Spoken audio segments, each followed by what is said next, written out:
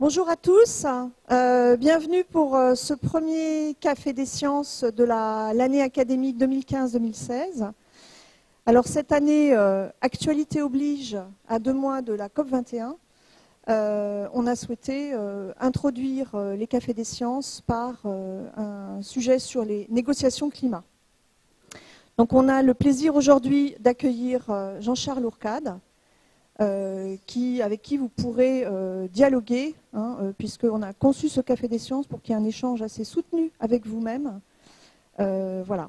Donc je vais laisser la parole sans plus attendre à Aymeric Fortin, qui va présenter notre intervenant et présenter aussi les actions de l'école autour de ce grand événement que sera la COP21. Merci, bonjour à tous. Donc, je suis Aymeric Fortin, en charge de la formation au développement durable à l'école.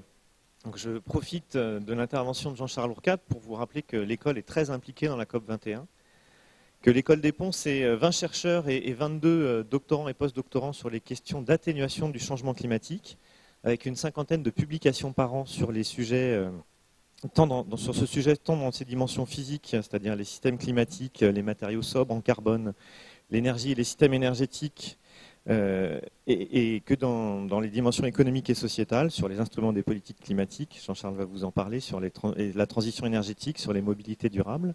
Mais c'est aussi 18 chercheurs sur les questions d'adaptation au changement climatique, parce que de toute façon, des changements climatiques vont se produire. Donc à la fois sur les questions, 18 chercheurs et une vingtaine de doctorants et de post-doctorants, qui publie à peu près 40 articles par an sur les questions de résilience des villes, sur les questions de sol et de littoral, et sur les questions globalement d'adaptation au changement climatique. Alors pour la COP21, au-delà du plaisir que nous avons à accueillir Jean-Charles aujourd'hui, c'est aussi l'organisation en juillet par le CIRED de la conférence à l'UNESCO sur Our Common Future Under Climate Change, qui a été une conférence internationale organisée par le CIRED. Et ce sera aussi des manifestations sur le campus la semaine qui précédera la COP, manifestations qui sont organisées par plusieurs établissements du campus, qui sont des petites choses, mais qui essaieront de montrer aussi concrètement qu'est-ce que ça peut être à l'échelle de la Cité des Cartes qu'une décarbonation et qu'une société plus durable sur le plan des changements climatiques. Alors Jean-Charles Hourcade, vous êtes né sous Vincent Auriol, premier président d'une 4e République jeune et prometteuse. De votre Béarn natale, vous avez gardé la conviction que si les chiffres peuvent mentir, on ne peut pas tricher avec le réel et que c'est donc un devoir d'y revenir toujours. Cette enfance béarnaise ancrera chez vous aussi la malice et le bon sens des paysans locaux, dont vous analyserez toujours avec délectation les jeux d'acteurs et les adages. Après une éducation en partie chez les jésuites, qui développent votre goût de la rhétorique, votre sens du temps long, et votre art goscinien de la citation latine, vous intégrez HEC. Personne n'est parfait. Diplômé en 71, vous rejoignez la Maison des sciences de l'homme, fondée par Ignacy Sachs à l'EHESS, où vous travaillez à la préparation de la conférence de Stockholm. 2 rencontres fondamentales pour vous, celle des problématiques globales d'environnement et de développement auxquelles vous consacrerez votre carrière, et celle de votre mentor qui fonde le CIRED et encadre votre doctorat soutenu en 77. Vous consacrez votre début de carrière à la production de rapports scientifiques. Après avoir soutenu votre thèse de doctorat d'État en 84 sur la prospective de l'énergie et les stratégies de développement dans le tiers-monde, vous dirigez de 85 à 2012 le CIRED, Centre international de recherche en environnement et développement, dont l'École des Ponts est une des tutelles. Vous contribuez patiemment, avec votre équipe, à faire de ce laboratoire un acteur majeur en France et dans le monde de la recherche en économie et politique du développement durable, mais également un contributeur fort sollicité par les administrations et les entreprises autour des enjeux énergie, économie, environnement. Poursuivant la dynamique impulsée par Sachs, critiquant les thèses néo-malthusiennes du Club de Rome, vous mobilisez et développez les outils de l'économie publique, de la modélisation prospective, de l'analyse institutionnelle, ainsi qu'un dialogue efficace et outillé avec les sciences de l'ingénieur et de la nature, pour mettre en évidence le décalage entre le temps de la connaissance et le temps de l'action, et les liens entre style de consommation, gouvernance et système technico-économique, potentiel générateur d'effets lock-in. Vous consacrerez dès lors votre carrière au développement d'une modélisation hybride, à la fois hybride parce qu'elle est économique et technique, mais hybride aussi parce qu'elle s'appuie sur différentes courants de pensée économiques, Cette mobilisation hybride, elle aura pour vocation d'accompagner l'évaluation macroéconomique des politiques environnementales, l'analyse de la décision en univers controversé, vous intéressez aussi aux problèmes de coordination dans la gestion des biens globaux, au premier rang desquels le climat. Avec plus d'une centaine d'articles dans des revues scientifiques françaises et internationales, Nature, Science, Climatic Change, Économie internationale, la revue économique, Futurible, etc., mais également dans des revues d'information scientifique, d'expertise et d'opinion avec comité éditorial, la recherche alternative économique. Vous avez toujours défendu et développé une économie en prise avec la réalité physique et politique, une science au service du débat citoyen et de l'action politique et industrielle. Vous avez fondé en 1995 et dirigé le DEA Économie de l'environnement et des ressources naturelles, devenu aujourd'hui le master parisien d'économie de l'environnement et de l'énergie. Vous êtes auteur principal ou coordinateur de chapitres des rapports IPCC, du 2e au 5e rapport, du 3e groupe de l'IPCC sur justement les stratégies d'adaptation et d'atténuation. Vous avez participé à la négociation française sur le climat de la COP 1 à la COP 15 et êtes expert pour la plupart des agences internationales de l'environnement et de l'énergie. L'OCDE, les Nations Unies pour l'environnement, Programme des Nations Unies pour l'environnement, la Banque mondiale, l'AIE, l'UNESCO, etc. Vous présidez entre autres le réseau Low Carbon Society AirNet et coordonnez le réseau d'excellence R2DS en Ile-de-France autour des questions de développement durable. C'est donc avec plaisir que nous vous accueillons pour ce premier Café des Sciences, légitimement consacré, comme l'a dit Isabelle, à la COP 21, qui va débuter dans un peu plus d'un mois à Paris. On aura un échange en 2 temps. Dans un premier temps, on va profiter de votre regard sur le temps long sur les négociations climatiques et dans un deuxième temps, on s'intéressera un peu plus précisément aux enjeux de la COP 21. Alors pour lancer la discussion, je vais vous poser quelques questions sur le regard que vous portez sur la coordination internationale sur les enjeux climatiques depuis 30 ans. Comment la science est-elle mobilisée pour la construction des enjeux d'une part et des solutions d'autre part? Et comment l'incertitude inhérente au phénomène étudié est prise en charge aujourd'hui? Comme ça, je sais qu'il y aura écrit ma première biographie. Moi, je te remercie. Bien, alors, ce qu'on a un peu discuté avec Émeric, c'est que je vais essayer, on va essayer de consacrer, exposer compris, jusqu'à, mettons, 12h30 sur le passé, pour regarder une demi-heure sur le futur, quand même.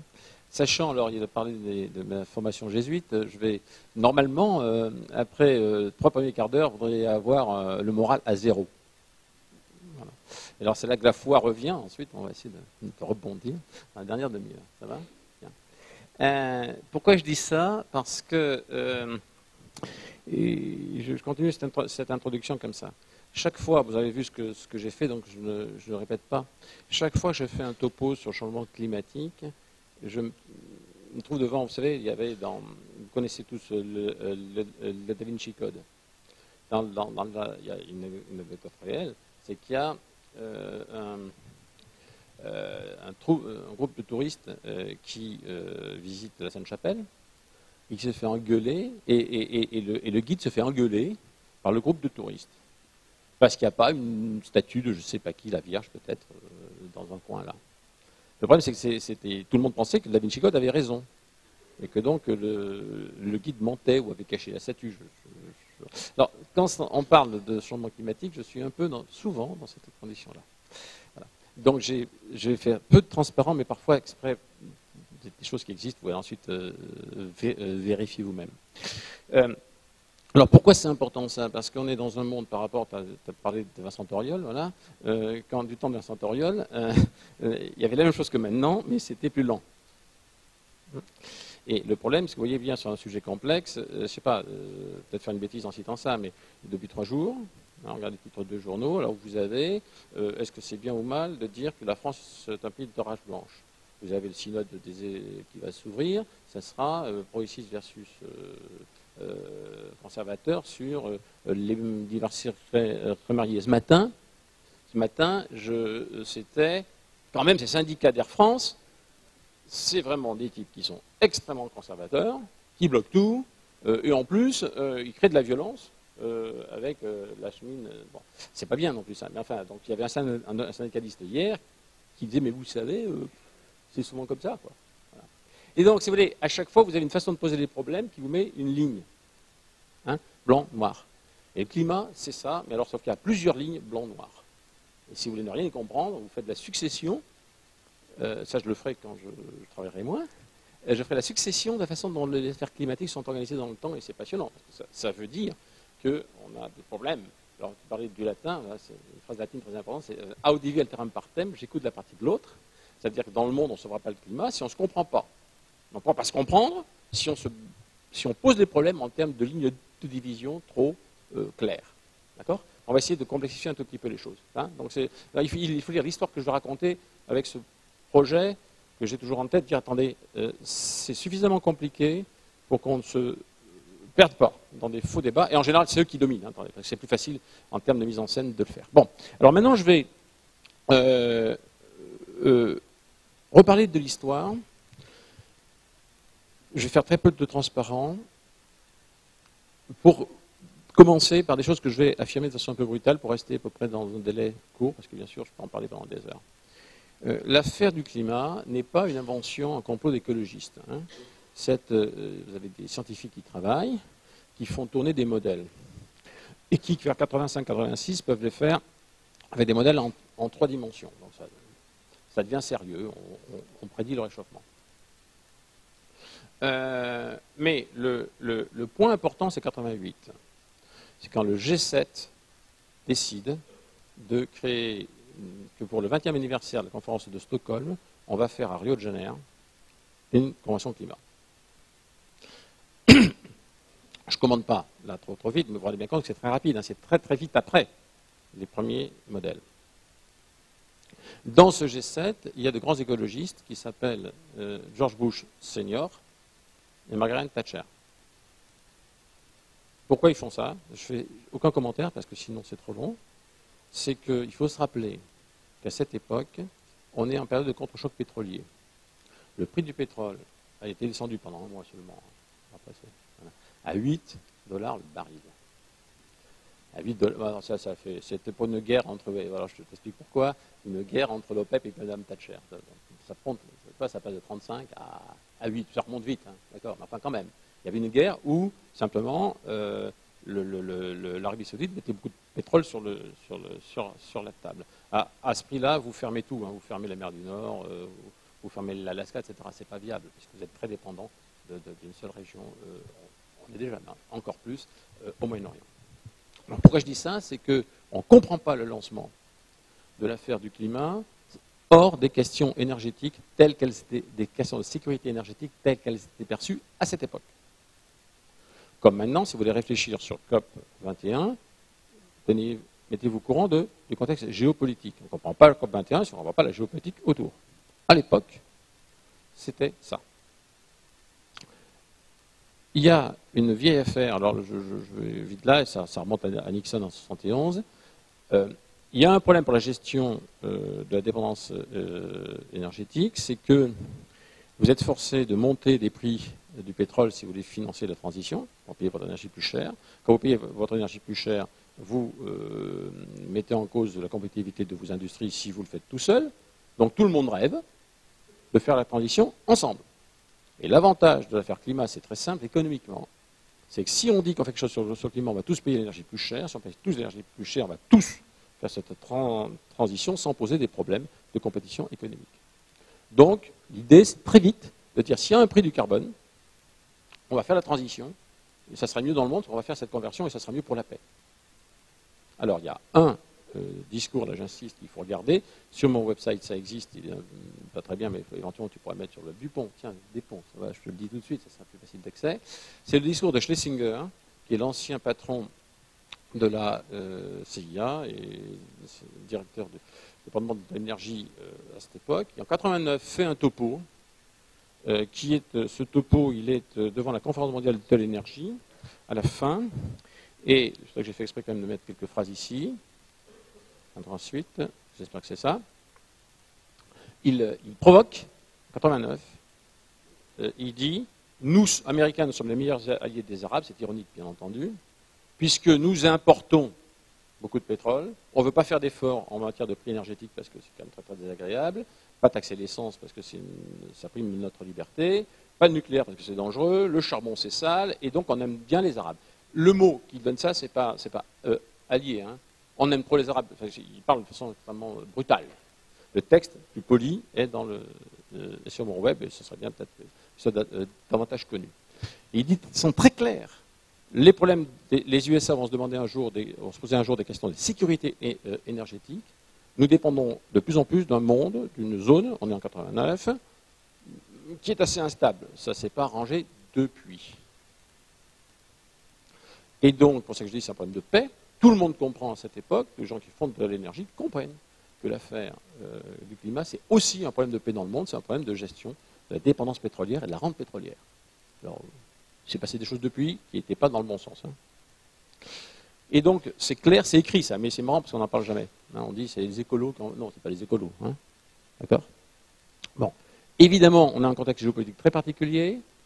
Gorbatchev est encore là, mais c'est la perestroïka. Donc on pense encore qu'on peut avoir une sorte de condominium, on va dire ça comme ça, mais russo-américain sur une base URSS États-Unis sur une base pacifique. Puis il y a les émergents, la Chine et l'Inde. Il en parle très bien, il faut lire ce qu'il raconte. Et on voit bien dans l'imaginaire, on s'est dit tiens finalement s'il y a un accord climat, c'est un accord de paix quoi. D'accord ? L'Europe fonce, bien entendu, parce que les Européens partagent complètement cette idée-là. Donc l'Europe fonce et l'Europe va se mettre en position, donc on est tous d'accord, en gros, on va y aller. Et on va essayer de se préparer pour la première réunion qui aura donc lieu à Rio de Janeiro. Une fois qu'on a compris ça, on a dit tiens, il y a des gens au G7 qui ont dit qu'il faut faire quelque chose, on va se réunir à Rio. À Rio, il y a deux problèmes. Il y a le problème nord-sud. Qu'est-ce qu'on fait avec les pays du Sud ? L'affaire est vite réglée. Hein. C'est-à-dire, bon, il faudra qu'ils rejoignent un jour, mais on ne va pas les embêter maintenant. Donc, à Rio, c'est uniquement les pays du Nord qui vont prendre des engagements. Mais, et ça ce que je dis là, c'est partie des transparents que je garde. Parce que dans cette affaire-là, il faut revenir à des choses simples. Quand on discute, il faut d'abord se mettre d'accord sur quoi on discute. Alors, on veut sauver le climat, mais quel type d'engagement on veut prendre? Est-ce qu'on va s'engager sur des prix, des taxes coordonnées, sur des quantités? Je veux abattre tant d'émissions. Ou sur, là, ces mots, c'est PAM, c'est Policies and Measures. Maintenant, ça a changé. C'est Policies and Measures, NAMAS, il y a plusieurs cycles. Hein, c'est des politiques. Ce point est important, je vais forcer de développer un tout petit peu. Vous voyez le problème. Si vous êtes sur des quantités, il faut être sûr de ce qu'on fait. Les prix, je vais dire tout de suite, enfin, les prix posent un problème très simple, c'est qu'un euro n'a pas la même valeur pour quelqu'un qui gagne 2 euros par jour que quelqu'un qui gagne 1000 euros par jour. D'accord ?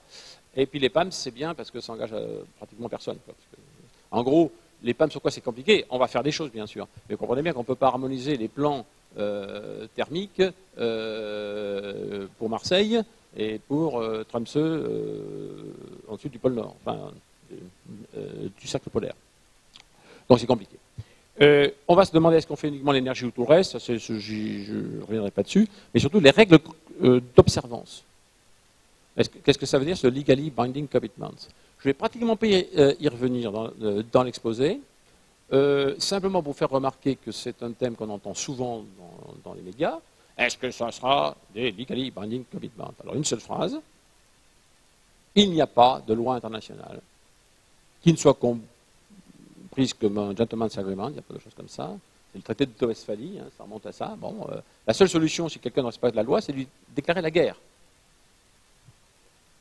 Alors on peut bien sûr ensuite avoir des rétorsions, plus ou moins, tout on voudra, mais le mot legally binding commitment, c'est un problème extrêmement dangereux parce que tout le monde aime ça. On dit bah oui, il faut que le commitment soit légaux et qu'il soit binding, qu'il soit obligatoire. Bien sûr, tout le monde l'aimerait bien, sauf qu'on oublie quand on dit ça, c'est sympathique comme phrase, mais ça, il faut savoir que cette phrase n'a aucun caractère concret. Sauf qu'elle va être en permanence là, dans les débats, et ça va jouer un rôle extrêmement négatif, plutôt que de reconnaître, bon écoutez, on est bien d'accord qu'on ne fera pas la guerre aux États-Unis et aux Chinois s'ils continuent à polluer la planète. On veut partir de ça, quoi. D'accord ? Et alors, le mot est un mot qu'on emploie tout le temps dans notre jargon, mais qui est mauvais, mais c'est issue linkage, en fait. Les gens qui vont négocier, ils vont négocier sur autre chose que ça. S'ils se réunissent, c'est pour les questions de sécurité énergétique, ils vont avoir le commerce en tête, les Brésiliens vont avoir la forêt en tête, les Chinois vont avoir d'autres choses en tête, okay, leur rôle par rapport au G77, etc. Ce n'est pas vrai que les gens sont autour de la table et qu'ils discutent que du climat, ils discutent dans leur tête d'autres choses. Vous êtes d'accord? Ce ne sont pas des choses très, très, très compliquées. Une fois que vous avez ça en tête, on peut y aller. Hein, on va lire l'histoire de façon un petit peu moins naïve.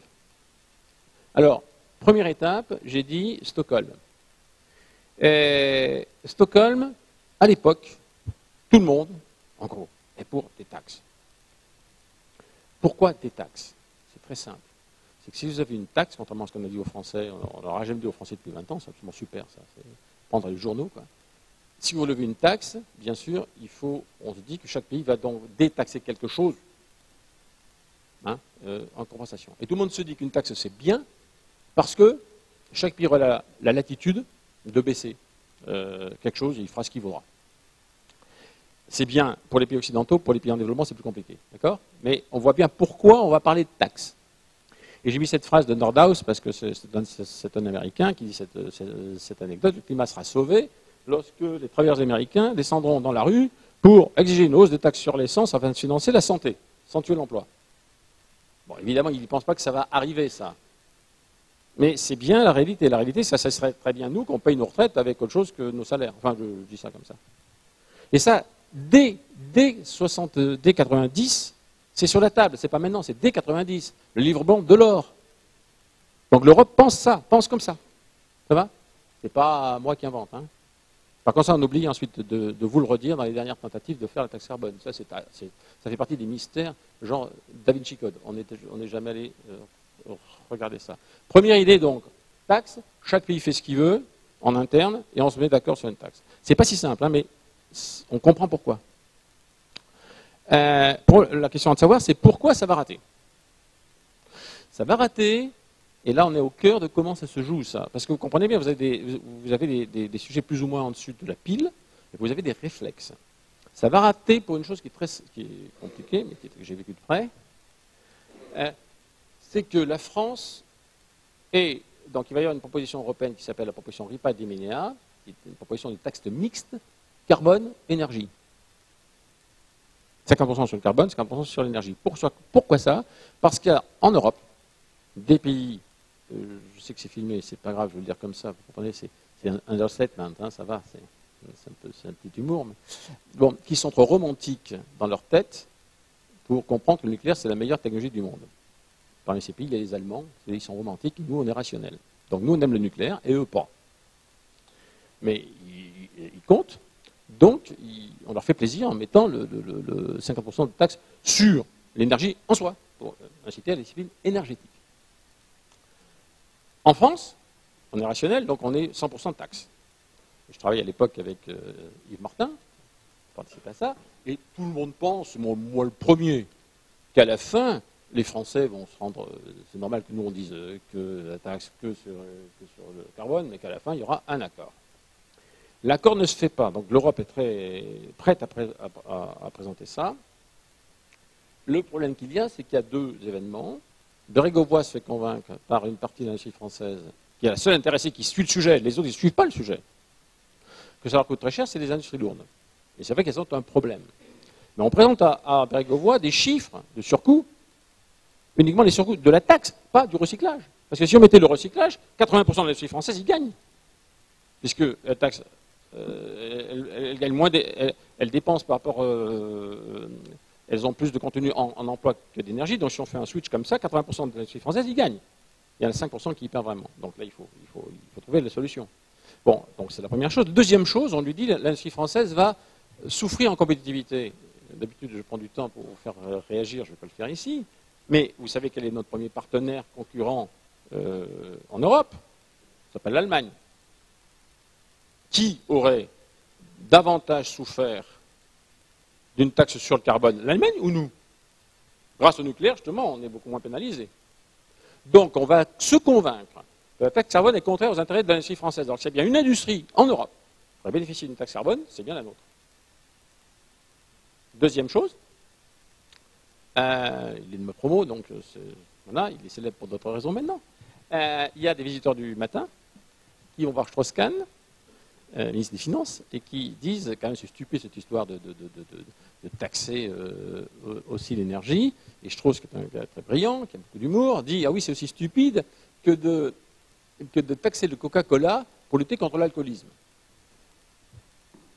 La France retire son soutien à la proposition européenne. Donc l'Europe va négocier sans rien. Ça va ? Alors, je n'avais pas le temps parce que je suis forcé de faire toute l'histoire.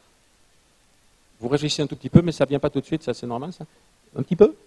Finalement, les Allemands, les autres, là, les 14 autres, la France les lâche, ils auraient pu téléphoner à Bérégovoy pour dire que ça ne se fait pas. Ils ne l'ont pas fait. Pourquoi ? Parce que Kohl, lui, savait très bien que la taxe carbone, c'était contre les intérêts allemands. Il était en train de négocier en sous-main, on savait, moi je savais, avec son industrie, le fait que jamais l'industrie allemande ne paierait 1 centime pour le carbone. Et l'échange, c'était pas de taxe, mais accord volontaire. Aujourd'hui encore, les Allemands sont arrivés pour la question juridique, ne payent pas 1 centime sur le petit, ne payent même pas le petit prix du carbone sur les marchés de permis négociables. Le cœur est là, hein, c'est que vous avez un pays qui a bien défendu ses intérêts, l'autre un peu moins. Et donc, on arrive à... alors, vous allez voir que cette affaire de soutien de l'industrie allemande va jouer un rôle très important dans la négociation. Très important. Hein. Et là, il n'y a pas besoin de faire de procès d'intention, c'est normal. Les Allemands protègent leurs forces, normal. C'est tout. Ce qui est un peu moins normal, c'est que nous, on se plante. Ça, c'est autre chose. Mais le reste, c'est tout à fait normal. Il n'y a pas de, je ne critique pas Kohl là-dedans. Il fait ce qu'il doit faire. Donc on arrive à Rio, l'Europe n'a rien, et entre-temps, il s'est passé quelque chose qui est important. Et là, ça fait partie des trucs que les phrases de Schlesinger. Les Américains, ils ont changé d'avis, la même administration de Bush. Pourquoi ? Parce que dans le raisonnement de Schlesinger, vous pouvez lire sur son texte, il dit, on a le choix entre ne rien faire chez nous, mais auquel cas il y a des risques d'être dépendant du pétrole. Bien sûr, dit-il lui-même, on peut penser qu'on est assez puissant militairement pour contrôler cette zone. Il dit ensuite qu'il ne pense pas ça très sage sur le long terme. Mais on voit bien là, c'est soit la force qui nous permettra de la force, pas seulement militaire, la force, y compris douce parfois, hein, des alliances multiples, qui permettent de contrôler une région, versus je fais des efforts chez moi. Entre-temps, il y a eu un problème, il y a eu la première guerre en Irak, quand Saddam envahit le Koweït. Donc, pour la première fois, l'armée américaine elle est sur place, physiquement. Donc, on ne va pas embêter les Américains à faire une taxe carbone. Et là, vous avez la phrase que Schlesinger donne, là, celle-là est en français, l'autre aussi, j'ai mis en français, peut-être c'est en anglais, voilà. Il dit clairement que, au plus haut niveau de l'administration américaine, on s'est dit que c'était plus drôle d'aller botter les fesses de temps en temps au Moyen-Orient que de faire des efforts en interne. C'est pas moi qui le dis, ça, c'est pas un anti-américain notoire, c'est un ancien patron de la CIA. Donc, ok, ça peut être dit, ça. Ce n'est pas de l'anti-américanisme primaire, c'est de raisonnement primaire. Je suis aux États-Unis, je me dis, tiens, j'ai l'armée sur place, c'est normal, je ne vais pas embêter les autres. Alors, M. Schlesinger pense que c'est pas sage. Je pense qu'il a raison. Mais on comprend pourquoi ça se passe comme ça. Donc, à Rio de Janeiro, les Américains ne veulent rien faire. Et on prend des accords, et on dit, qu'est-ce qu'on fait ? On n'a pas dérangé Mitterrand, tous les présidents du monde, pour rien quand même. Donc, on va faire un accord. Cet accord aura une influence importante, parce qu'on va créer des COP, des Conference of the Parties. D'accord ? Donc, quand vous entendez COP, c'est ça, c'est conférence des parties, et on va suivre l'application de l'accord de Rio. L'accord de Rio est un accord qui est en partie vide, mais il faut faire attention à la force des mots. On va donc avoir des commitments pour stabiliser les émissions en 2000, le on étant les pays occidentaux, par rapport à 90. La phrase est en quantité. Parce que maintenant, on n'a parlé que de taxes, hein, on n'a pas parlé d'autre chose. Là, c'est en quantité. Et ils disent maintenant, on va aller... les COP sont là pour review the adequacy of commitments, pour revoir le caractère adéquat des commitments. Ça va? Donc, on parlait de taxes. Ça, on a perdu parce qu'on s'est un peu pris les pieds dans le tapis. Clinton, qui suit ça de très loin, il dit ben, moi, je vais revenir. Non, je le ferai après. Et là, on a une phrase qui dit c'est les commitments. D'accord? Où se trouve la première COP? La première COP se trouve à Berlin. Et à Berlin se trouve le basculement qui va... Non, alors ça je l'ai pas mis là, c'est pas grave. À Berlin, qu'est-ce qui se passe? C'est Kohl qui invite, et avec lui, ce qui est en charge de ça, c'est Mme Merkel, qui aura un certain succès après. Les Allemands, quel est leur objectif? Éviter le fameux prix du carbone. Nous sommes d'accord? Ils n'ont pas changé d'avis. Les Américains, ils font quoi, eux? Ils nous ont regardés, ils voient que tous les rapports européens parlent de taxe carbone. Alors, ça ne va pas, mais on va y arriver. Donc, ils se disent, bon, les Européens se sont un peu pris les pieds dans le tapis, mais je lis ce qu'ils font, ils ne parlent que de taxe carbone. Il y a bien quelques gars qui parlent de permis négociable, mais c'est plutôt nous, les autres, non. Enfin, voilà. Et il fait passer une BTU tax, BTU, British Thermal Unit. Il sait très bien que cette taxe va être battue. Elle est battue par le Parlement, elle n'est pas battue, vous savez, c'est toujours pareil, elle est gelée, enfin, elle a beaucoup d'exemptions. Hein. Et il se dit, bah là, je vais arriver à la négociation climat et je vais pouvoir expliquer à mon opinion publique que finalement j'avais eu raison de faire cette taxe et on va la ressortir. D'accord? Donc il fait une taxe, il sait qu'elle est battue, il attend qu'à la négociation climat, nous lui disions, écoute, il faut être sérieux pour faire une taxe. Et il se dit, tiens, moi, je retourne vers mon congrès et je lui explique que le monde entier attend qu'on fasse une taxe. Ça va? Vous avez compris? Bon. Ce que je vous raconte là, c'est maintenant dans la science politique américaine, ça s'appelle la Clinton's Mistake. L'erreur de penser que se faire imposer quelque chose par l'extérieur, ça peut marcher. Mais on comprend encore pourquoi il le fait. Pour ça, c'est pas blanc-noir. On comprend très bien. Ce qu'il ne voit pas, c'est que les Européens vont lâcher ça complètement. Parce que à Berlin, Kohl vient et dit, écoutez, nous on peut faire moins 25% de baisse des émissions entre 90 et 2000. 2010. C'est énorme, hein, moins 25. Pourquoi ils font ça? Parce qu'ils ont rapatrié, ils ont refusionné avec l'Allemagne de l'Est. Donc la reconversion de l'Allemagne de l'Est leur apporte une grosse partie de ces 25%. Plus le fait qu'ils sont très au charbon et qu'on commence à préparer un peu leur diversification, ce qui est normal, plus les économies d'énergie réelles, ils n'ont pas besoin de mettre de limite de vitesse sur l'essence pour arriver sur les autoroutes pour arriver à ces chiffres. Et donc, on a moins 25%. Et là, l'effet médiatique est très important. Allez dire ensuite, vous n'allez pas prendre des engagements sur des quantités. Puisque la première puissance européenne, qui est la troisième du monde en termes de... dit, moi je peux le faire. Et sans rien, sans rien, je le fais. Les Anglais, j'ai compris maintenant à cette époque, j'étais présent, commence le mot wait and see. Je dis, bon, les continentaux font des bêtises, mais moi je veux être gentil, ils disent qu'on peut faire moins 25, moi je fais moins 20. Surtout, je fais moins 20 parce que moi je suis vertueux comme les autres. Pourquoi ils font moins 20? Parce qu'ils sortent du charbon pour passer au gaz. Comme si nous, on avait dû faire un engagement quand on a lancé le programme électronucléaire. On l'avait déjà lancé, on aurait dit, mais nous, on peut faire. Donc vous avez les deux principaux pays européens qui marchent comme ça. Il faut savoir, Jonathan Pershing me l'a dit à titre personnel, c'était le patron des questions américaines à cette époque, les Américains sont forcés de changer leur mandat en pleine nuit. Leur mandat était de négocier une taxe en des termes tels que ce soit acceptable par le Sénat. C'est-à-dire pas de taxe unique, pas de tout ouvrir. Il fallait travailler le langage pour que ça ressemble à une taxe coordonnée, mais que ça ne soit pas quelque chose qui brise, qui brime la liberté du Sénat américain. Donc ils étaient partis comme ça. Ils se trouvent avec des Européens qui leur disent des quantités. Ils avaient le mandat de refuser les quantités. Pourquoi? Alors une raison que je dois dire absolument, c'est que si vous mettez une quantité à 2010, une quantité sur le long terme, d'accord? Vous n'êtes jamais sûr de les respecter. À quel coût? Vous pouvez vous prédire ce qui va se passer en 2010 ou en 2005?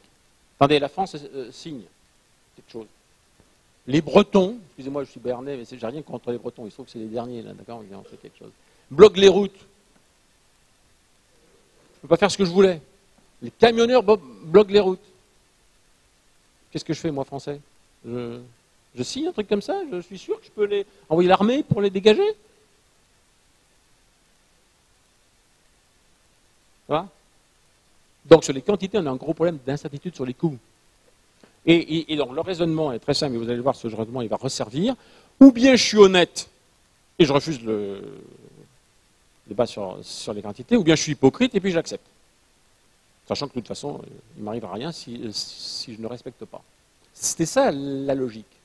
Mais, on tourne cette logique, les Américains sont forcés de demander un changement de mandat à leur gouvernement en pleine nuit, et acceptent les quantités, pour ne pas subir une défaite diplomatique immédiate, avec la presse qui le lendemain dit c'est pas possible. Alors, mais quel est le raisonnement des Américains? Ils disent, mais et c'est là que l'audiovisuel alteram partem est important, parce qu'il faut se mettre à la place de l'autre et s'y mettre vraiment, sans hyper rationaliser ce que les autres font.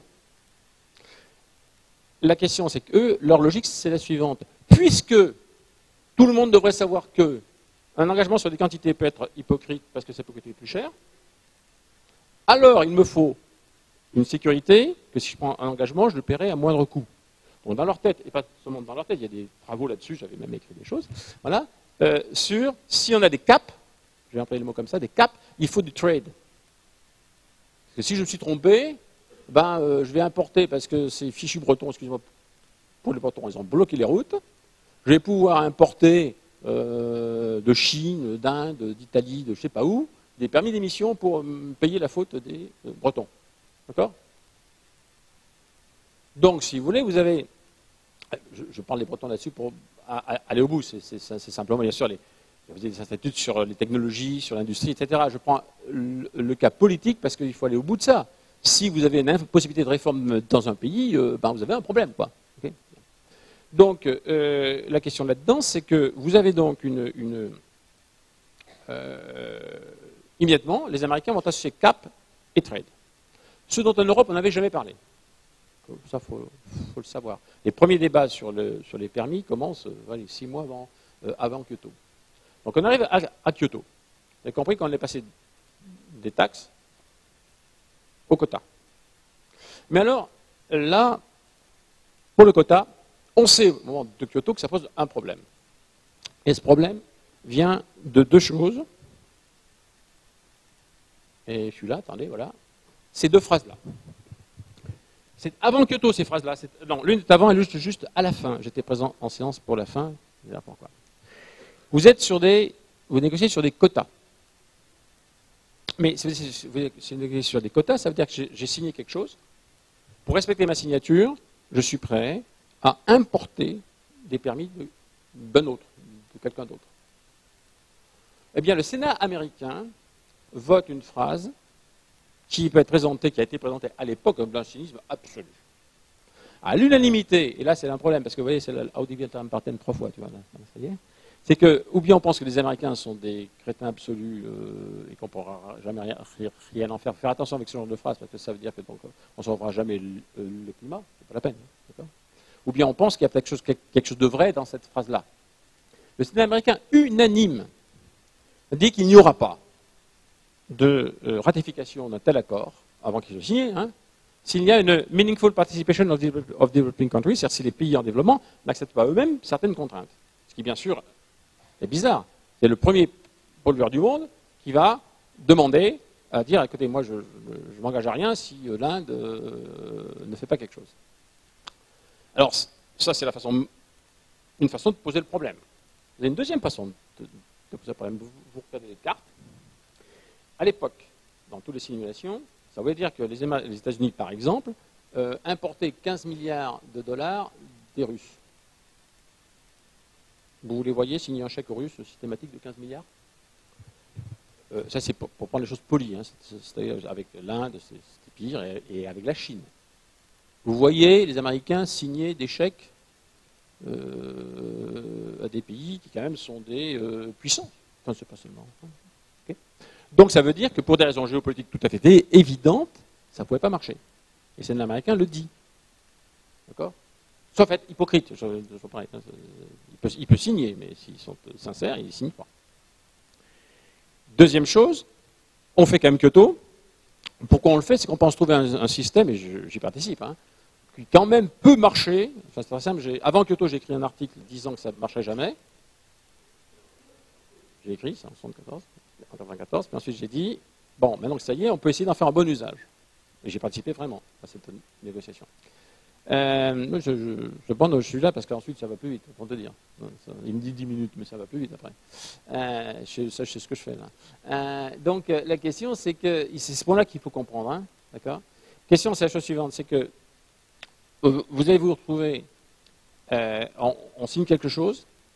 Il y a un accident historique quand même qu'il faut que vous sachiez, c'est qu'on arrive à faire passer aux Allemands le système de permis alors qu'ils n'en veulent pas, avec une notion, c'est une seule phrase, mais ça je peux pas, justement, ça je ne vais pas l'expliquer tout le temps, c'est qui m'a occupé 3 ans de ma vie, les Allemands ne voulant toujours pas de marché de permis, font instaurer, mobilisent la terre entière au nom du caractère immoral des marchés de permis. J'ai même écrit, par les pères jésuites, par la revue Études, un truc qui s'appelle le climat est-il une marchandise. C'est pas bien de marchandiser l'environnement. Donc on va mobiliser, donc c'est quand même l'Allemagne, c'est pas des gens d'extrême gauche, hein, d'accord, c'est Mme Merkel, c'est Kohl, qui vont mobiliser le réflexe anti-marchand pour dire c'est immoral.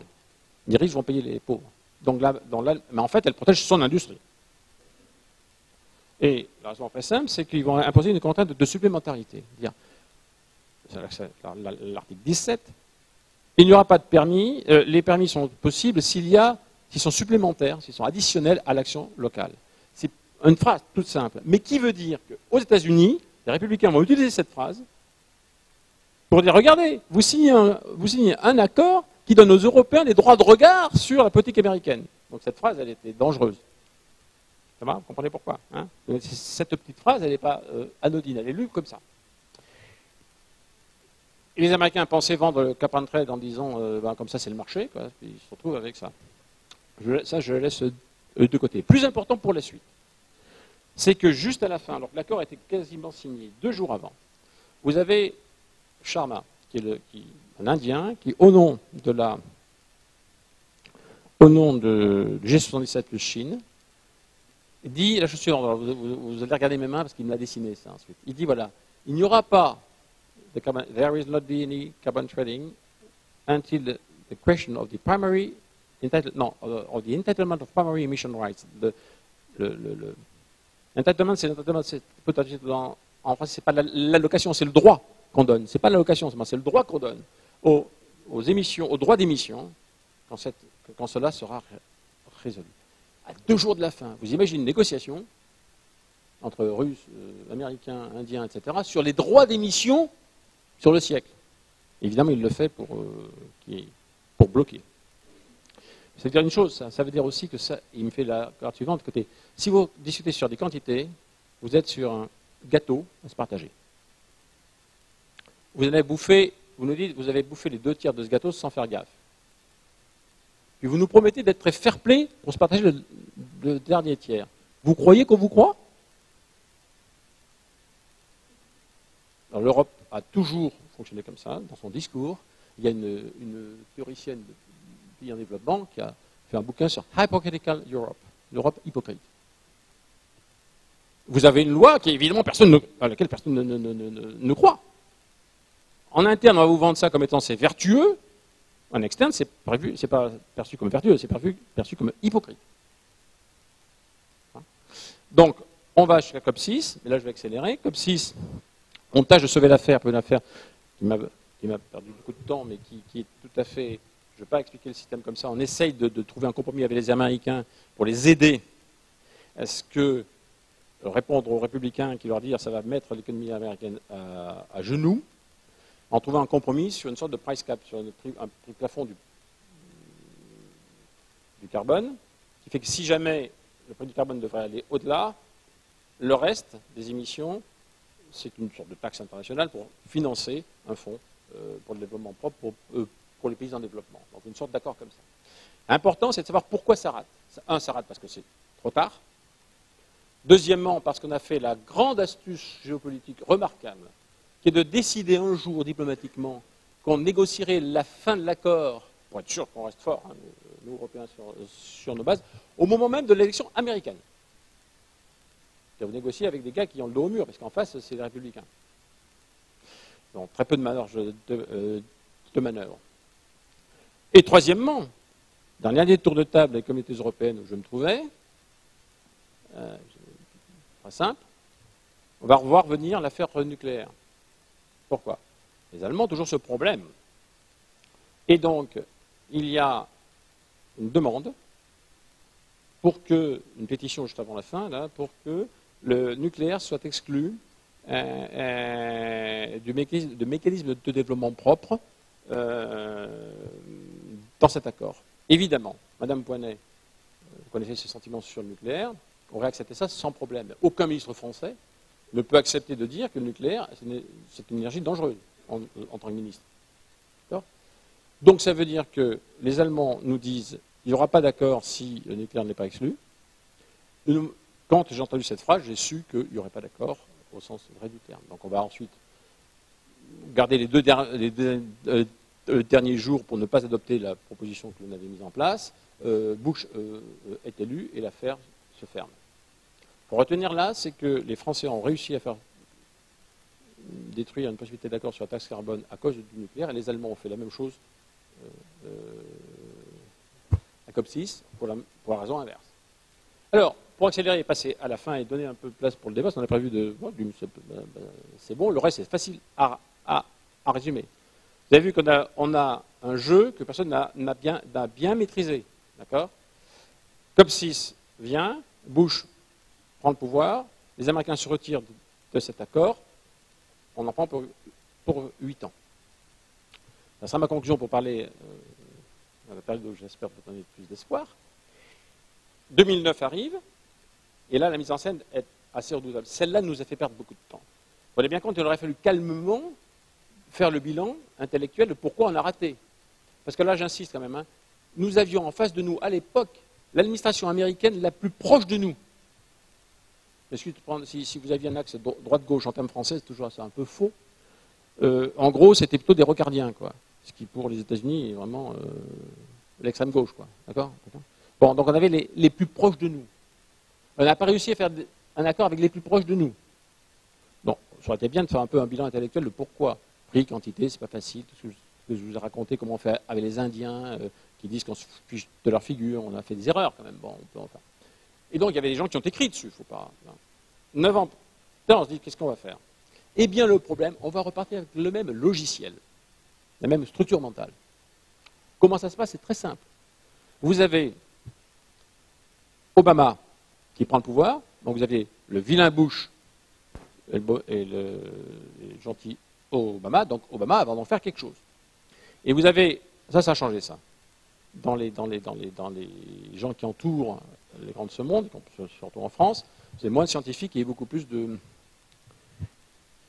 porte-parole médiatique. Voilà, ça pas le nom. Et donc vous avez une grande montée. Le monde, en France, vous avez beaucoup de journaux qui disent on va sauver la planète à Copenhague. Et donc on monte les gens là-dessus. Il faut un binding commitment avec des objectifs ambitieux pour faire le facteur 4, diminuer par 4 les émissions. Donc, on va en rajouter.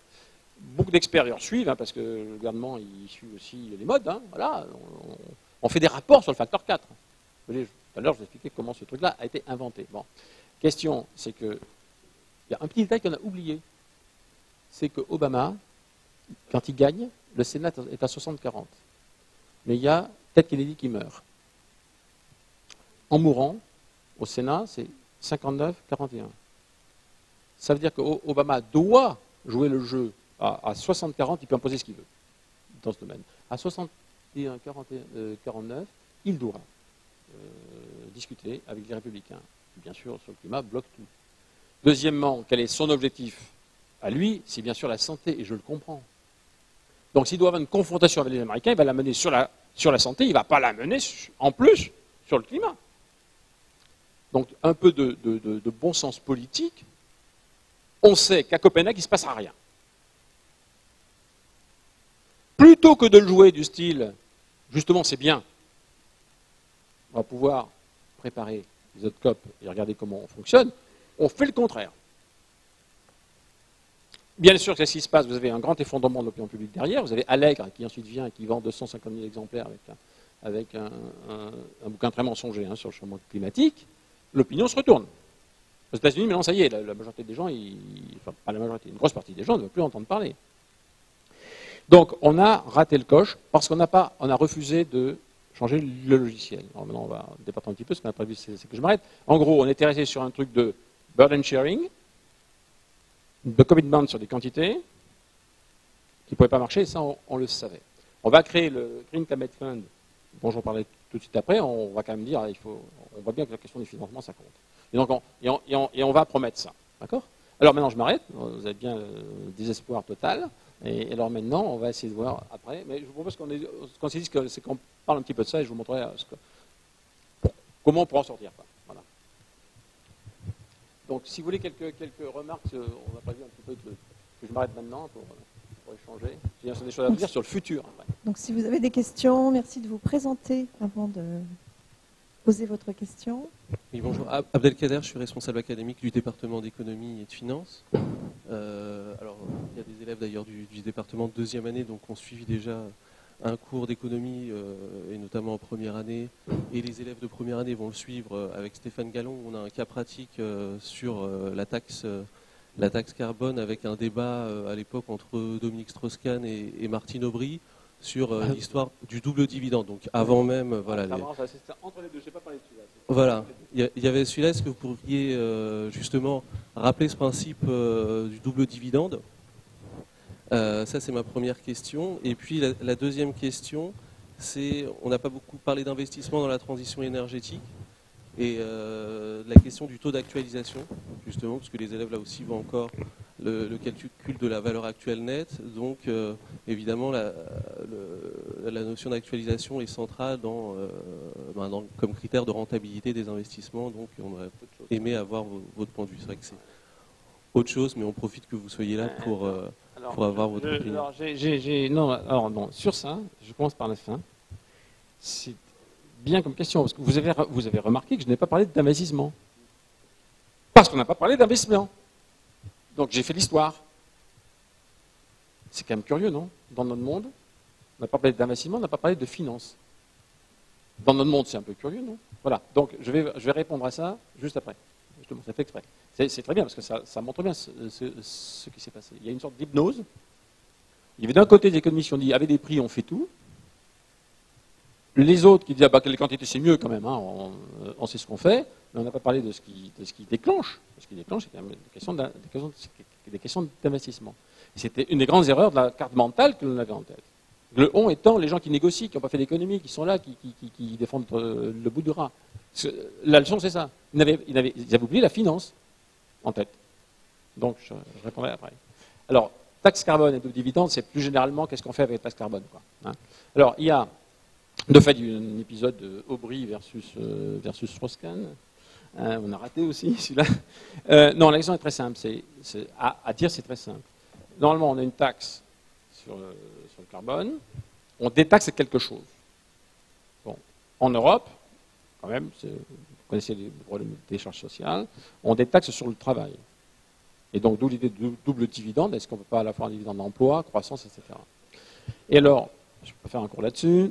Il y a un gros débat, en gros, entre les empiristes qui pensent en gros que ça existe, les théoriciens se méfient un petit peu. Alors ça méfie un petit peu, ça je peux dire pourquoi. Parce qu'en gros, si vous taxez l'essence, vous taxez implicitement le salaire qui paye l'essence. Donc les travailleurs vont demander des augmentations à leur patron, donc on ne va pas baisser les coûts de production. C'est ça ce qui se passe. Bon. Mais ça, on peut répondre deux choses. Quand on taxe l'essence, on taxe non seulement les revenus salariaux, mais non salariaux. Alors, depuis les revenus de transfert jusqu'aux revenus financiers. Et deuxièmement, on taxe aussi les importations. Donc c'est une taxe qui est sur les pétroles importés et pas chez nous, en gros. Voilà. Donc il y a tout un débat derrière. Moi, je suis plutôt des gens qui pensent qu'il y a un double dividende, mais c'est controversé. Mais enfin, tout le monde dit bien qu'il vaut mieux faire une taxe et recycler. Et bien sûr, mener un débat sur la taxe carbone sans parler du recyclage, c'est une hérésie économique, mais qui a été faite. Et qui, à mon avis, explique pourquoi les Bretons, ils n'ont pas voulu entendre parler, quoi. Les deux gars, on vous taxe, mais pourquoi? Il y avait une autre question, là, je pense. Il y a un monsieur qui venait. Donc la question de la finance, je parlerai tout de suite après.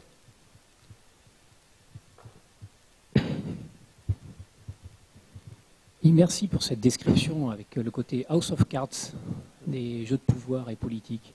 Mais vous avez peu parlé de la Chine. Et Bon, quelles cartes ils ont dans les mains? Alors ça c'est quelque chose, alors c'est entre les deux périodes, d'accord? Et ça c'est une bonne introduction à ce que je vais dire après. L'affaire climatique jusqu'à COP6, c'est quand même essentiellement une affaire OCDE. D'accord? On a dit aux pays en développement, à Stockholm, vous ne prenez pas d'engagement, c'est à nous de montrer la voie, de faire un effort de démonstration. Donc, on a laissé de côté le tiers-monde. Tout le monde l'a bien en tête, attendez. D'accord? Bon. Alors, je vais parler de la Chine, mais je pense qu'il faut que vous sentiez comment ça se passe. La légitimité, c'est l'ensemble de la communauté internationale, donc ils votent. Mais il n'y a que nous qui prenons des engagements. Et là, je pense que c'est une faute. On a fait une faute en 92. D'accord? Puisqu'on a eu tort de leur dire, vous ne ferez rien, y compris parce que c'est ce que disait l'Indien. Vous nous avez dit jusqu'à maintenant qu'on ne ferait rien, mais vous mettez en place un système dans lequel on va rentrer. Donc on veut comprendre les règles. Donc en gros, Chine, on n'a pas discuté, on n'a pas vraiment discuté avec les Indiens. D'accord? Et donc, quand l'Indien fait son veto en pratique, 2 jours avant la fin, il nous dit, vous n'êtes pas venu nous voir, vous avez inventé votre truc dans votre coin, mais ce truc-là, nous, on ne sait pas comment on y rentre. Alors il faut quand même savoir qu'il y a quand même 4 grands groupes de pays dans les pays en développement. L'Afrique qui ne pesait pas, mais qui pèse de plus en plus, y compris par le nombre de votes qu'ils ont en termes d'État, qui vont peser de plus en plus. L'Amérique latine, c'est plutôt les mecs sympas dans ces cas-là, parce qu'ils sont prêts à compromis partout, ils veulent faire quelque chose, les Brésiliens, tout ça, sont toujours bien. Et bien, vous avez la Chine et l'Inde. L'Inde, c'est aussi gros que la Chine, en fait. Voilà. D'accord? Et l'Inde, c'est plutôt des gens qui vont, quand ils ne sont pas contents, vont monter au nom de l'équité, per capita. D'accord? L'Inde, ils ont un gros problème ils sont comme la Chine, ils ne veulent pas perdre leur indépendance, ils veulent savoir où est-ce qu'ils vont mettre les doigts, ils savent ce que c'est que le monde occidental, donc ils demandent ils sont très, très attentifs aux pièges qu'on peut leur tendre. Et la Chine, évidemment que la Chine, elle a une vocation maintenant à devenir un peu un leader au sein des pays en développement. La Chine, jusqu'à cette période, Deng Xiaoping, c'est après. En gros, la Chine d'aujourd'hui n'est pas la Chine d'il y a 20 ans. D'accord? La Chine d'aujourd'hui, c'est une Chine qui en décolle et qui, elle, se pose des problèmes. Elle est passée en dessus de la moyenne des émissions, alors qu'elle était en dessous. D'accord? Donc, en gros, le problème, vous avez bien 4 groupes, à peu près, les dynamiques sont très différentes. La Chine était muette, on peut dire ça. Elle n'est plus muette du tout. Voilà. Mais la période que j'ai décrite, elle était en gros muette. Voilà. Les muettes, vous voyez, c'est ce genre de type, on sait qu'il est là, enfin, personne ne nous l'oublie, la Chine, d'accord? Mais elle parle très peu. L'Inde parle. L'Inde parle pour bloquer au nom des pays en développement, parce que l'Inde a l'autorité. Voilà. D'autres questions? Oui. Bonjour, merci pour votre présentation. Vous avez l'air très pessimiste sur la question de legally binding commitments, le fait qu'il puisse y avoir du droit international. Il y en a quand même déjà aujourd'hui, il y a des jugements pour des crimes contre l'humanité, et puis au niveau européen, on a réussi à mettre en place des legally binding commitments très forts. Tu as prononcé la phrase qui est centrale. Au niveau européen, on n'a plus. Mais attendez, au niveau européen, parce qu'au niveau européen, il ne faut pas faire en gros l'histoire de l'Europe de l'Ouest, j'insiste, il y avait plus que du donnant-donnant. On n'a pas appris, je te donne si, je pense ça, c'est qu'il y avait un vrai projet au sens où on y avait un intérêt commun sans balancer complètement un euro contre un euro. Commençait à se dégrader avec les Anglais qui ont demandé I want my body back, d'accord? Et maintenant, je ne suis pas sûr que l'Europe nouvelle, à 17, tout le monde participe dans la même logique. Donc aujourd'hui, la question on a pu le faire, oui, en Europe, dans une période historique très particulière. Donc, ça veut dire qu'il n'y a pas... Bien sûr, on peut appeler ça... Le mot existe, n'est-ce pas, hein? On peut avoir à l'OMC des pénalités. Les États-Unis acceptent bien des pénalités. Mais le principe de pénalité accepté par un Sénat américain, ça, tu oublies. Le Politburo chinois ne veut jamais accepter des pénalités ou quoi que ce soit qui contraindrait à financer l'Inde, parce qu'aujourd'hui, ça se passerait comme ça. Hein, d'accord? Tu aurais l'Inde qui est plutôt parmi les gens qui émettent moins et la Chine plus. La Chine ne respecte pas ses signatures. Tu imagines la Chine payer l'Inde? Mais ça n'a pas la même chose. Crime contre l'humanité, tu vas aller prendre des dictateurs quelque part en laissant passer le temps. C'est pas la même chose qu'engager un État entier. C'est pas la même chose. C'est pas la même nature. Tu comprends? Voilà, oui, bien sûr, bien sûr. Mais c'est des gens qu'on va aller chercher. C'est pas l'État. Alors, parlons un petit peu plus de la COP 21. D'après vous, sur quels critères on pourra conclure d'une réussite ou d'un échec de cette COP 21? Est-ce que l'accord sino-américain de novembre dernier est pour vous de bon augure, puisque vous avez insisté sur le fait qu'effectivement ils exigeaient que les pays en développement rentrent dans le jeu de manière formelle? Est-ce que l'idée d'un fonds mondial pour l'environnement qui était apparu donc à Copenhague doit être abandonnée pour repartir sur des nouvelles bases de discussion, ou est-ce qu'au contraire c'est par là que la solution arrivera? Je vais pratiquement répondre, je pense, à toutes ces questions. Seulement en rajoutant une couche sur le pessimisme, mais on va rebondir tout de suite. À ces questions, on peut répondre dans un contexte historique quand même fortement marqué par la crise de 2008. Hein? Le monde entier n'est pas dans une forme extraordinaire en matière économique. La Chine, qui était notre locomotive, commence à se casser la figure. Pour des raisons d'ailleurs mutatis mutandis, ça c'est le latin encore, qui sont différentes des nôtres, bien sûr, mais parfois pareil, avec par exemple des grandes bulles immobilières. Ça permet de commencer comme ça, justement. Donc on a un monde qui est plus mal qu'avant, objectivement. A priori, ça peut-être pas dans le bon sens. Mais on a quelques éléments d'optimisme. De ce point de vue-là, l'accord sino-américain est un signe fort. Pourquoi? Parce qu'il marque quelque chose qui est la bonne façon de poser le problème. Les États-Unis ne vont pas, et la Chine ne va pas, sauver le climat pour le climat. D'accord? Ils se rendent compte qu'il y a un problème, mais il n'y a pas que le climat. La sécurité énergétique. La Chine est aussi concernée que nous et que les Américains. Il y a les pollutions locales. Il y a beaucoup de choses que ça engage, ça. D'accord? Donc il y a de bonnes raisons pour lesquelles les Chinois se disent oui, il faut quand même qu'on fasse quelque chose.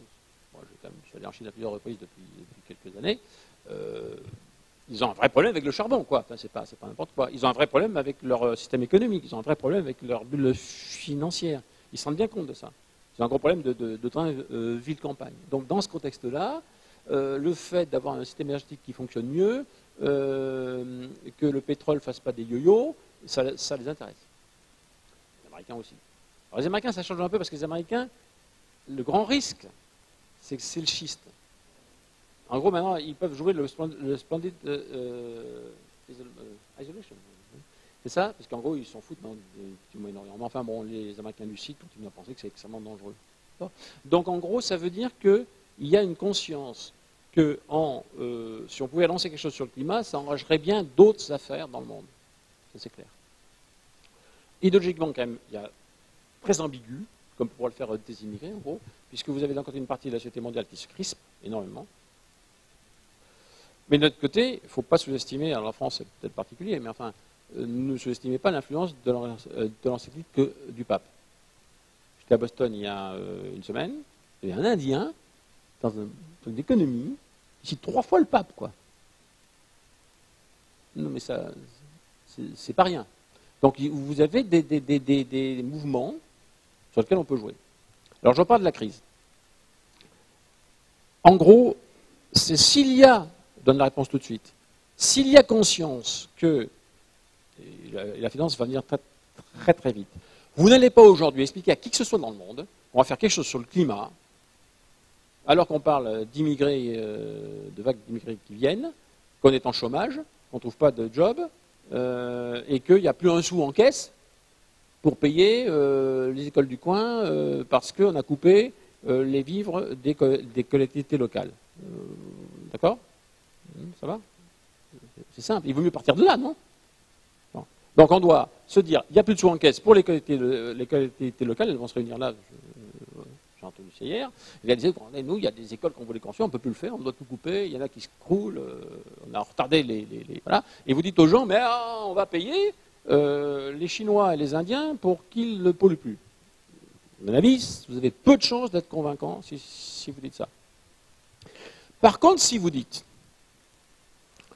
nous avons un système économique, et là je ne parle plus du tout d'environnement pendant 3 minutes, où les meilleurs économistes nous disent, je ne parle pas des types hétérodoxes, hein, je parle de Bernanke, je parle de Larry Summers, ils disent, écoutez, on a un gros problème, d'écart en termes économiques, c'est comme ça que les économistes parlent, mais c'est quand même très simple, propensity to save, propension à épargner, d'un côté, versus propensity to invest, de l'autre côté.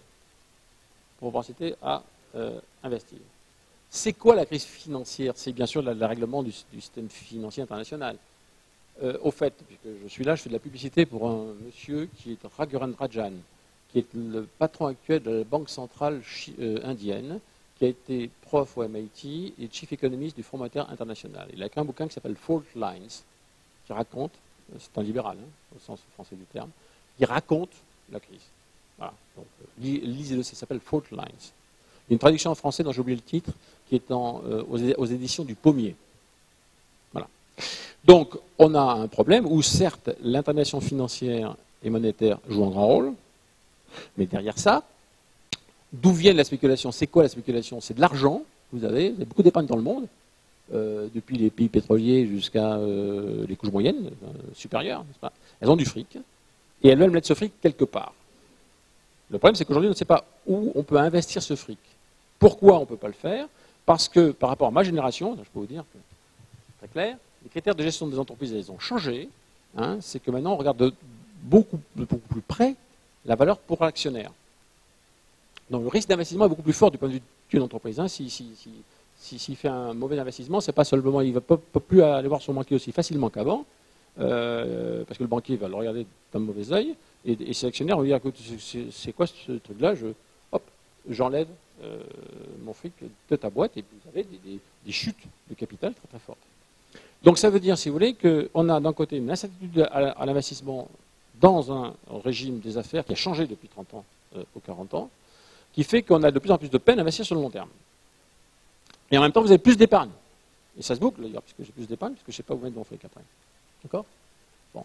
Les jeunes, j'en connais, donc je te répète chez moi, qui sont ingénieurs à 35 ou 40 ans, qui ne savent pas quoi faire avec leur fric, qui achètent une baraque, une deuxième baraque et un appartement à Paris, j'en connais. En Espagne, c'est pareil. En Chine, c'est pareil maintenant. Ça veut dire qu'on est... Vous connaissez l'anecdote de l'âne de Buridan? Ouais. Hein? Non, c'est un vieux truc. Bon, c'est Alphonse Daudet. T'as un âne, il est à mi-chemin entre de l'eau et une paille de foin. Il est là, il dit, est-ce que j'ai d'abord soif, ou est-ce que je dois d'abord boire, ou est-ce que je dois manger? Il hésite tellement qu'il meurt. Voilà, Buridan est un théologien du Moyen-Âge qui enseigne à ses élèves qu'il ne fallait rien décider tant qu'on ait une information parfaite. Donc c'est en caricature que ces étudiants ont inventé ça. Ben, nous y sommes. Où est-ce qu'on met l'argent? Sauf si, bien sûr, on s'appelle et puis pétrolier, on peut acheter le PSG. Enfin, nous sommes bien d'accord. Donc la question, c'est qu'on a un vrai problème.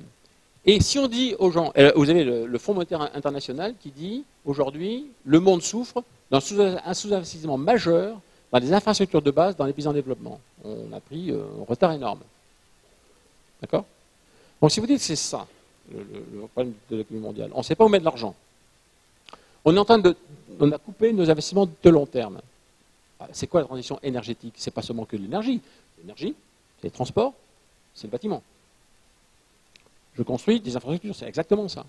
Donc si jamais on dit, écoutez, en faisant la transition énergétique, on arrive à indiquer où est-ce qu'on va aller, on va réveiller l'âne là, hein, il faut que tu investisses là. On peut percer les mécanismes qui conduisent à la spéculation financière, c'est exactement ça. Donc l'idée c'est qu'il y a beaucoup de rapports, hein, on en a fait nous, voilà, qui montrent que c'est possible. On peut avoir très bien une relance internationale sur la transition énergétique élargie, mais pas seulement, pas sur le mode de je vais créer des emplois en faisant des éoliennes. Non, non. Je vais dire, en réduisant le risque d'investissement, je vais accélérer, je vais réduire ce gap entre l'épargne et puis l'investissement. Qui est un gap extrêmement mortel, parce que vous n'avez pas fait beaucoup de macroéconomie, vous voyez bien ce que ça veut dire. J'ai de l'épargne, j'ai une demande qui s'effondre, mais plus elle s'effondre, plus j'ai une économie qui va mal. C'est pour ça que Larry Summers parle d'un risque de stagnation séculaire. D'accord? Donc, vous dites, attendez, mais j'ai une opportunité avec cette affaire-là. Alors maintenant, c'est là qu'on parle finance. Parce que vous voyez bien que là, je dois déclencher des investissements qui sont bons pour le développement. En parenthèse, ça va intéresser les Indiens et les Chinois, parce que les Chinois, ils ont ce problème. Et très concrètement, alors là, pour parler de Chine, ça c'est très concret en Chine, c'est évident. Ils sont comme nous dans les années de Vincent Auriol. Voilà. Ils sont en train de faire leurs infrastructures. Ils sont en train de les construire maintenant, comme nous on les faisait en 1945. On reconstruisait. Ils ont le choix entre en faire des qui sont piégées au carbone ou des qui sont beaucoup moins dépendantes de l'énergie. Les rails, routes, villes denses, villes pas denses, type d'habitat et bien sûr type d'énergie. Ils sont en train aujourd'hui de construire ce qui va durer un siècle. Et donc ils nous disent, écoutez, nous, aidez-nous à nous rediriger dans le bon sens. Les Indiens ont fait des scénarios là-dessus, montrant qu'ils peuvent bifurquer bas carbone ou pas bas carbone. Et quand je raisonne comme ça, on est complètement en dehors du « est-ce que vous faites des sacrifices pour y arriver ?» Non. Écoutez les gars, je suis entre deux sentiers, j'ai tendance qu'ils font un peu dans ce sentier-là, mais si vous m'aidez un peu, je peux aller dans l'autre. D'accord?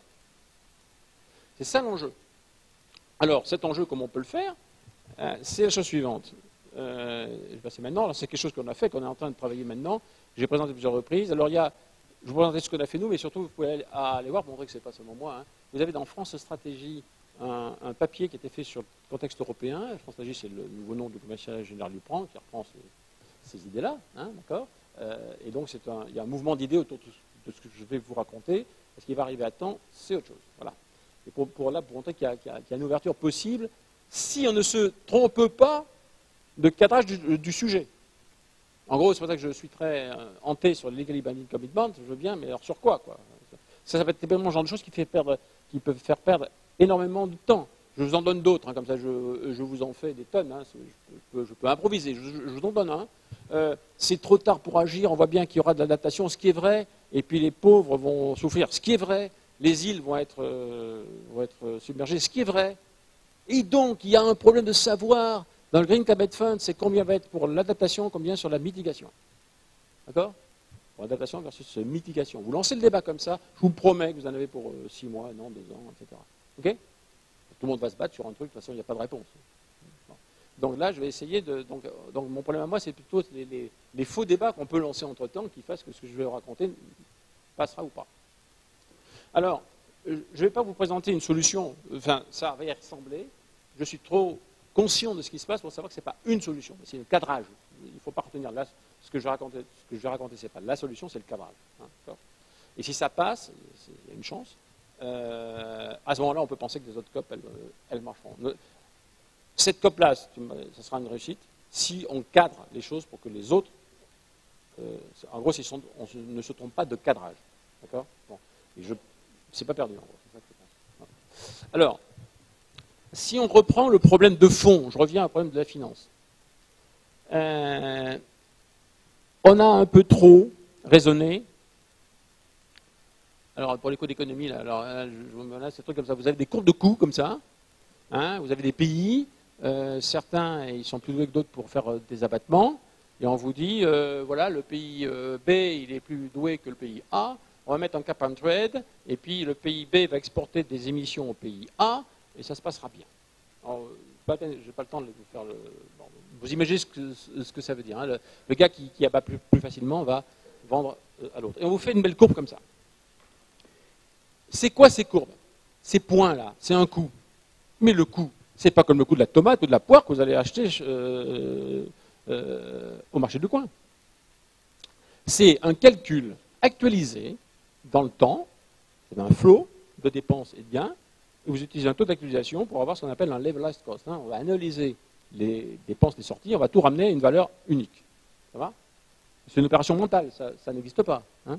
C'est quelque chose qui est une opération faite sur 10 ans. C'est un construit. Et en fait, derrière ce construit, il y a ça.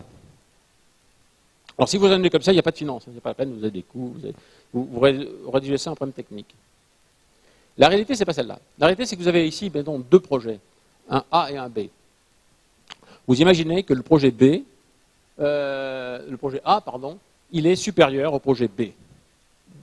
Il coûte plus cher au départ, ce qu'on appelle dans le langage un upfront cost, d'accord, mais il rapporte plus après. Alors si vous mettez une taxe carbone, supposez que le B, ça soit un projet avec beaucoup de carbone, vous le taxez, il est encore moins rentable. Ça c'est bien. Mais je vous rappelle, ça c'était ce qu'on pouvait faire il y a 40 ans. Maintenant, si vous prenez le projet A et vous vous trompez, ce qui arrive quand même, hein, en gros ici, vous voyez, j'ai mis un petit fil, là, en gros, vous pouvez, votre coût, vous l'avez mal calculé. C'est non seulement le coût, mais aussi la durée de construction d'un barrage, d'une centrale nucléaire, de beaucoup de choses. D'accord ? Vous avez une tendance à aller à un moment, ici, j'ai mis un risque de banqueroute, c'est pas un banqueroute, j'aurais dû mettre un autre transparent que ça, un point, invisible mais bien réel, où votre banquier vous dit, écoute, tu as besoin d'argent, c'est trop risqué.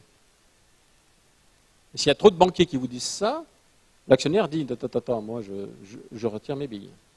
C'est pas théorique ça. Hein. C'est historiquement l'explication de l'échec nucléaire dans le monde quand il y a eu 2 jugements donnés aux États-Unis en 1974 qui font que quand des firmes américaines n'arrivant pas à payer leurs intérêts intercalaires, parce qu'ils avaient des délais dans leur construction, parce qu'ils n'avaient pas d'ingénieurs français, nous on a bien su faire, eux pas, d'accord, ils avaient trop de délais, ils ont payé des intérêts intercalaires. Ils ne sont pas allés voir leur banque leur a dit, ben, comment vous faites pour me payer? Ils disent, on va relever les prix, et les tribunaux ont dit, mais attendez, c'est vous qui avez fait l'erreur, ce n'est pas les consommateurs. Il y a eu 2 jugements comme ça. Alors vous regardez la commande des centrales nucléaires aux États-Unis, je peux le faire comme ça, comme ça. Comme ça. Okay. Annulation de commande en 2 ans. Ça va? Ils ont arrêté tout ce qui pouvait être arrêté. Donc ce que je disais, ce n'est pas théorique. Hein? La finance compte, le risque compte. Il compte surtout dans cette période de maturation, surtout de cette technologie nouvelle en général, quand la technologie bas carbone, c'est moins maîtrisé que le reste. Donc en gros, il y a un problème ici de risque. D'où l'idée de dire la chose suivante. Si vraiment on veut déclencher des investissements bas carbone. Mais le risque, c'est aussi que je vais parler là des grands projets, mais c'est aussi le fait que ce qui pose problème pour la rénovation des bâtiments, c'est que les ménages ont pas assez d'argent et qu'ils veulent être remboursés très vite. Le taux d'actualisation des ménages quand ils investissent sur la rénovation des bâtiments en matière thermique, c'est de l'ordre de 18 à 20%. Voilà. Donc, quelque part, ce problème se pose. Donc, ça veut dire que si je veux déclencher les investissements, si je veux dire à mon âne, là, qui a beaucoup d'argent, qui ne sait pas quoi faire, il y a de l'argent, là, tu peux le faire sans prendre trop de risques, il faut baisser cette ligne de danger. Comment on fait? C'est là que ça devient très, très, très difficile. Vous pouvez le faire de la façon suivante. En gros, avant de commenter ça, parce que vous êtes pas, quand on parle de banque, ensuite, ça devient très, très abstrait, j'ai remarqué ça pour les gens. Vous devez avoir un mécanisme qui vous dise, tiens, je te couvre. Mais ce mécanisme, il faut que quelqu'un vous couvre. C'est une banque normale. Et cette banque normale, elle, d'où est-ce qu'elle tient son cash? D'une banque centrale. Et d'où est-ce que la banque centrale, elle détient son pouvoir, elle, et la garantie d'État derrière? Ben, on ne sort pas de là. D'accord? Donc, si vous avez compris ça, je vous dis ce que nous, on essaie de mettre en place. Mais, encore une fois, Supposez qu'on puisse avoir un accord sur un prix directeur du carbone, non pas une taxe qu'on donne aujourd'hui, mais une valeur du carbone sur laquelle on s'accorde. Abattre les émissions, ça a une vraie valeur. Pour 50. 50 € la tonne de carbone, ça double le prix du ciment en Inde. Ils sont tellement nombreux les Indiens que ce n'est pas nous qui allons les compenser pour ça. Par contre, 50 € de tonne de carbone pour que les nouveaux investissements en Inde soient dirigés en incorporant ça, ça c'est possible. Ce qu'on appelait avant un prix directeur. Donc, vous imaginez qu'on se met d'accord là-dessus. Si vous mettez d'accord là-dessus, vous pouvez mettre en place des systèmes qui disent la chose suivante. Ces financements gagés là-dessus, les gouvernements s'engagent. Legally binding, c'est même pas le mot legally, là, ils auront intérêt à le faire, quoi. D'accord ? Ils s'engagent à couvrir, à garantir un montant d'abattement, 100, 200, d'accord ? 100 à un tel prix. Ça va ? Il faut l'engagement des États à un prix. Alors, le mécanisme est relativement simple.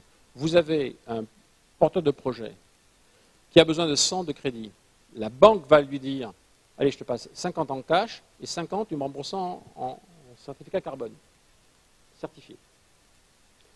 Certificat carbone, je pourrais te les prêter comme ça parce que la Banque centrale me les garantit.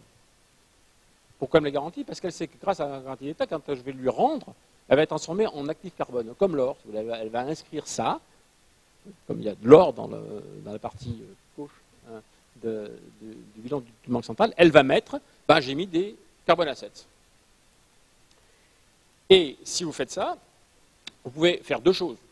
D'abord, vous baissez le risque d'investissement. Deuxièmement, les banques qui sont au milieu, les banques ou les compagnies d'assurance, tout ce qui concerne la gestion de notre épargne, peut très bien ensuite créer des produits qui vont attirer l'épargne privée, y compris la vôtre. Quand vous serez à l'école des ponts, vous aurez des salaires tout à fait corrects. Ce qui fait que quand vous aurez 40 ans, plutôt que d'acheter des appartements, vous acheterez des obligations carbone. Pourquoi les banques, elles pourront le faire ? Parce qu'elles pourront faire des poolings sur les risques d'investissement.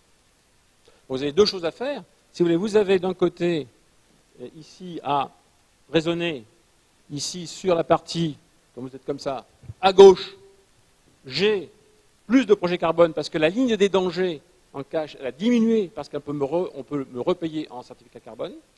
Ligne droite, je suis ménage, je suis investisseur institutionnel, je peux, à ce moment-là, attirer les gens, attirer de l'épargne, comme ça.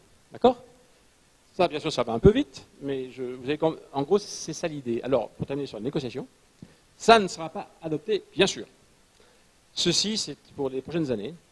On est plusieurs équipes dans le monde à travailler là-dessus. Le symptôme, c'est la chose suivante, c'est que les Brésiliens, j'ai planché de l'Assemblée nationale brésilienne il y a 1 an et demi, ça servait à quelque chose, ont retenu de ça le fait qu'il faut qu'il y ait un accord sur une valeur, ils appellent ça la Economic and Social Value of Mitigation Activities. Economic and Social Value of Mitigation Activities, ça veut dire pas seulement le coût du carbone, mais en quoi ça m'intéresse d'abattre le carbone. Je suis chinois, c'est pour abattre les émissions chez moi, etc. D'accord ? Et ça, ils ont fait cette phrase, ils l'ont proposée à Lima, ils ont échoué par manque de soutien, ils l'ont mise dans un accord, dans la déclaration entre Roussel et Obama le 30 juin.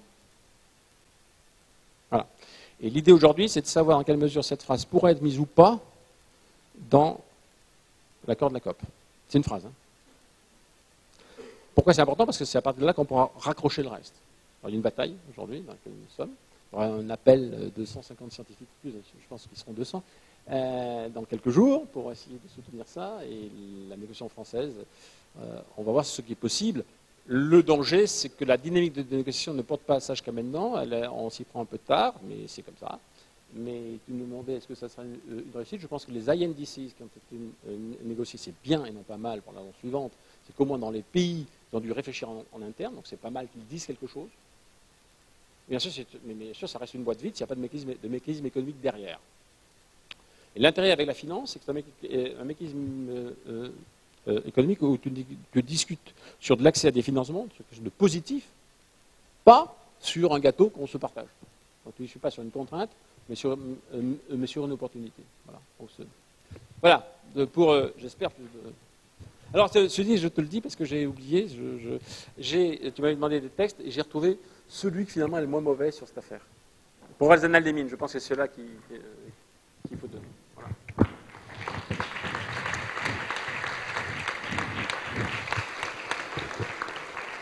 Merci beaucoup Jean-Charles. Alors on est un peu juste au niveau du temps, mais je ne sais pas s'il y a quelques questions que vous voulez poser. Sinon, on a un déjeuner après, donc pour les personnes qui voudraient dialoguer de façon plus proche avec Jean-Charles.